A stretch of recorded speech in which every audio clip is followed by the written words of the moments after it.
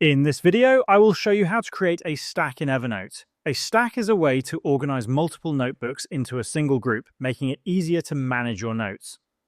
Start by logging into your Evernote account. Once you're in, scroll down on the left-hand menu until you see the Notebooks section. Click on Notebooks to see all your notebooks.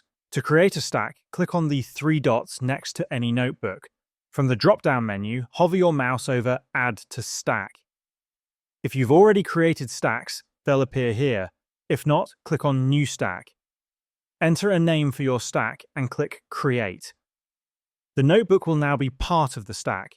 You can add more notebooks to the stack by dragging and dropping them into the stack.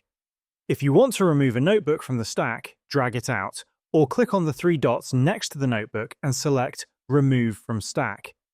You can also rename or delete a stack by clicking on the three dots next to the stack name. If you delete a stack, the notebooks within it will not be deleted, they'll simply be moved out of the stack. This is how you can create and manage stacks in Evernote.